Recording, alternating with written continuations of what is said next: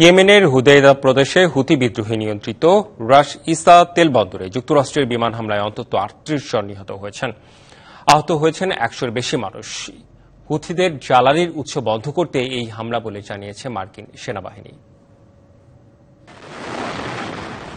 ফিলিস্তিনিদের ওপর ইসরায়েলি আগ্রাসনের প্রতিবাদ জানাতে দীর্ঘদিন ধরে লোহিত সাগরে ইসরায়েলি ও মার্কিন তেলবাহী জাহাজ লক্ষ্য করে হামলা চালিয়ে আসছিল ইয়েমেনের বিদ্রোহী গোষ্ঠী হুতি। জবাবে গেল মার্চ মাস থেকে ইরান সমর্থিত হুতির ওপর হামলা শুরু করে যুক্তরাষ্ট্র। আক্রমণ শুরু করার পর শুক্রবার সবচেয়ে বড় হামলা চালালো মার্কিন সেনাবাহিনী। ইয়েমেনের হোদেইদা প্রদেশের রাস ইসা তেলবন্দরে এ হামলায় ৩০ জনের বেশি মানুষ নিহত এবং শতাধিক আহতের দাবি করেছে বিদ্রোহী গোষ্ঠীটি। তবে হতাহতের সংখ্যা নিয়ে কোনো তথ্য জানায়নি পেন্টাগন। সামাজিক যোগাযোগ মাধ্যমে করা একটি পোস্টে মার্কিন সেন্ট্রাল কমান্ড জানিয়েছে হুতিদের জ্বালানি উৎস বন্ধ করতেই এই হামলা। জাতিসংঘের তথ্য অনুযায়ী রাস ইসা ইয়েমেনের একটি গুরুত্বপূর্ণ বন্দর।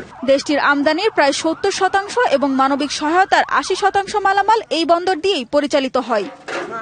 হুতিদের সতর্ক করে ওয়াশিংটন জানিয়েছে লোহিত সাগরে মার্কিন জাহাজ চলাচলের ওপর সশস্ত্র হামলা বন্ধের ঘোষণা না দেওয়া পর্যন্ত হামলা অব্যাহত থাকবে।